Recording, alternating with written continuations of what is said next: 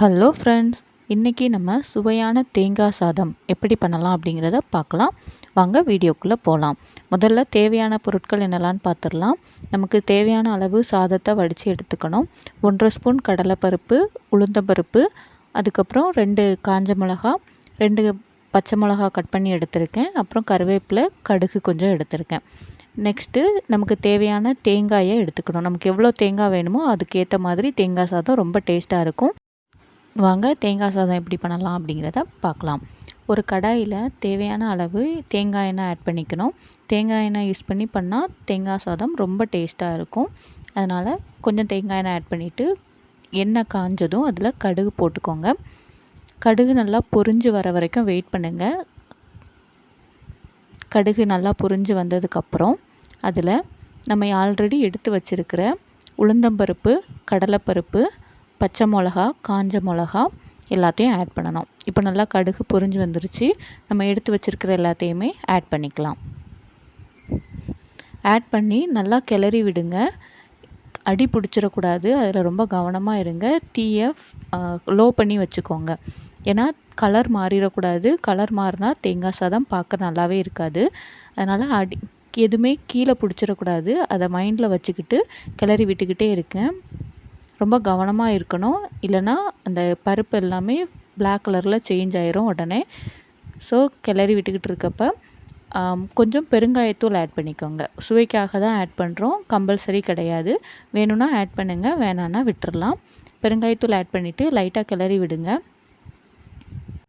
இப்போது கொஞ்சம் colour change ஆகிற ஸ்டேஜ் வந்துருச்சு. இந்த டைமில் நம்ம ஆல்ரெடி துருவி வச்சுருக்கிற தேங்காவை ஆட் பண்ணிக்கலாம். நிறைய பேர் தேங்காய் சாதத்துக்கு தேங்காய் துருவுறப்ப அந்த பின்னாடி பிளாக் கலரில் இருக்கும்ல, அதெல்லாம் ரிமூவ் பண்ணிவிட்டு தான் ஒரு மிக்சியில் ஒரு அடி அடிப்பாங்க அல்லது தேங்காவை துருவுவாங்க. நான் வந்து கொஞ்சம் லேசிங்கிறதுனால அந்த பிளாக் கலரில் இருக்கிறதெல்லாம் ரிமூவ் பண்ணலை. டைரெக்டாக கட் பண்ணிவிட்டு மிக்சியில் ஒரு அடி அடித்து தான் பண்ணுவேன் எப்போவுமே. இப்போவும் அப்படி தான் பண்ணியிருக்கேன். உங்களுக்கு இதை விட நல்லா ஒயிட்டாக வேணும் அப்படின்னா நீங்கள் பின்னாடி இருக்கிற பிளாக் கலரில் இருக்கும்ல, அதை ரிமூவ் பண்ணிவிட்டு யூஸ் பண்ணிக்கலாம். ஓகேவா?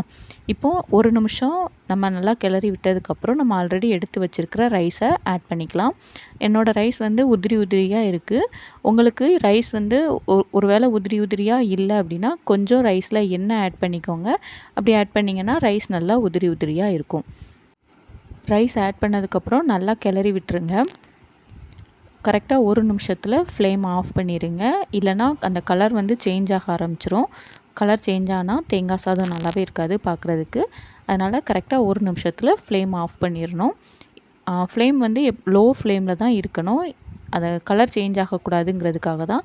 அப்போ தான் தேங்காய் சாதம் ரொம்ப டேஸ்ட்டாக இருக்கும். அவ்வளோதான், நம்மளோட சுவையான தேங்காய் சாதம் ரெடி. நான் ஆல்ரெடி ரைஸில் சால்ட் போட்டு தான் பண்ணியிருந்தேன். அதனால் நான் எக்ஸ்ட்ரா சால்ட் ஆட் பண்ணலை. உங்களுக்கு சால்ட் வேணும் அப்படின்னா நீங்கள் ஆட் பண்ணிக்கலாம். ஓகேவா? ஸோ உங்களுக்கு எப்படி டெக்கரேட்டிவாக சர்வ் பண்ணணும்னு நினைக்கிறீங்களோ அப்படி சர்வ் பண்ணிக்கலாம். நம்மளோட சுவையான தேங்காய் சாதம் ரெடி. நீங்களும் உங்கள் வீட்டில் ட்ரை பண்ணி பார்த்துட்டு எப்படி இருக்குது அப்படிங்கிறத கமெண்ட் பண்ணுங்கள். வீடியோ பிடிச்சிருந்தா லைக் பண்ணுங்கள், ஷேர் பண்ணுங்கள் அண்ட் மறக்காமல் நம்ம சேனலை சப்ஸ்கிரைப் பண்ணிடுங்க.